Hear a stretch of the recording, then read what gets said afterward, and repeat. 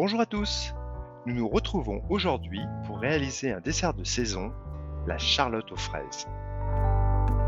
Pour cela, nous allons réaliser des biscuits cuillères maison, une délicieuse crème bavaroise à la vanille et assembler le tout pour réaliser notre charlotte.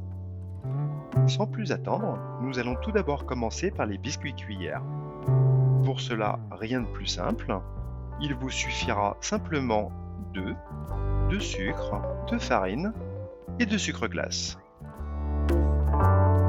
La première étape va consister à monter les blancs d'œufs en neige à l'aide d'un fouet.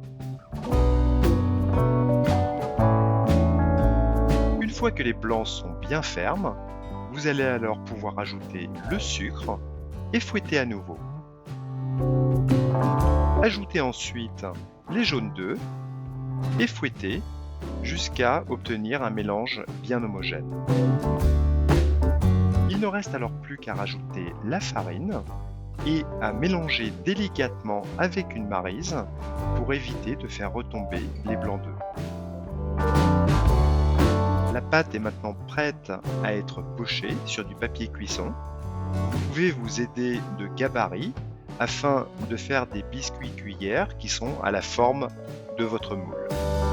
Après avoir poché 2 disques de biscuits qui seront au-dessus et en dessous de votre charlotte, vous pouvez alors pocher les biscuits qui tapisseront les bords de votre charlotte et saupoudrer le tout de sucre glace.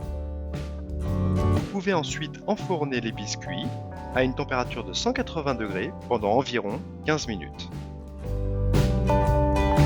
Maintenant que vos biscuits cuillères sont prêts, vous pouvez alors préparer le sirop d'imbibage qui imbibera vos biscuits en portant à ébullition du sucre et de l'eau.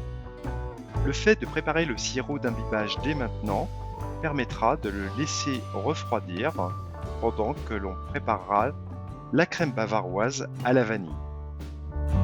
Pour cette crème bavaroise à la vanille, nous allons réaliser une crème anglaise dans laquelle nous allons mettre les feuilles de gélatine que l'on va mélanger avec la crème fraîche montée en chantilly.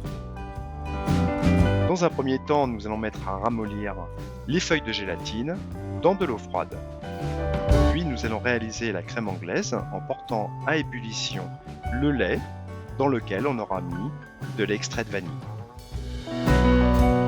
Pendant ce temps, nous allons blanchir les jaunes d'œufs en les mélangeant avec du sucre.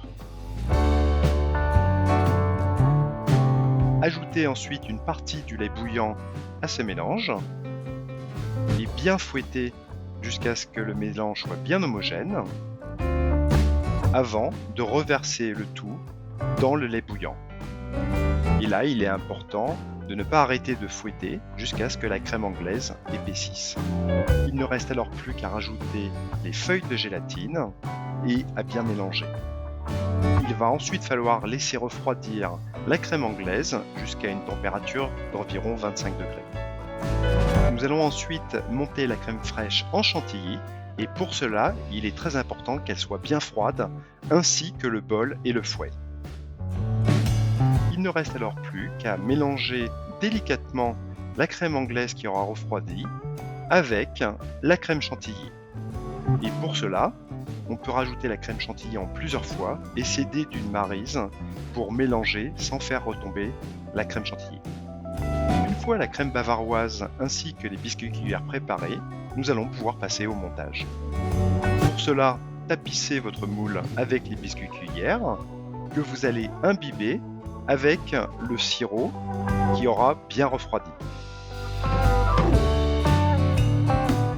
Vous pouvez ensuite remplir votre charlotte en intercalant de la crème bavaroise ainsi que des fraises, à nouveau de la crème, puis des fraises, et en rajoutant également des biscuits cuillères au milieu de la charlotte.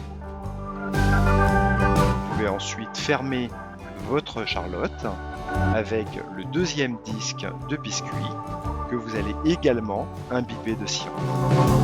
Afin que votre charlotte se tienne bien, je vous recommande de mettre une assiette et un poids dessus, puis la laisser reposer au frais pendant au minimum 4 heures. Il ne reste alors plus qu'à démouler votre charlotte et bien entendu la décorer à votre goût en rajoutant par exemple des fraises. Votre charlotte aux fraises est maintenant prête à être dégustée. J'espère que vous avez aimé cette recette. N'hésitez pas à mettre un pouce bleu et à vous abonner à la chaîne. On se retrouve très vite pour une prochaine recette gourmande. À très bientôt!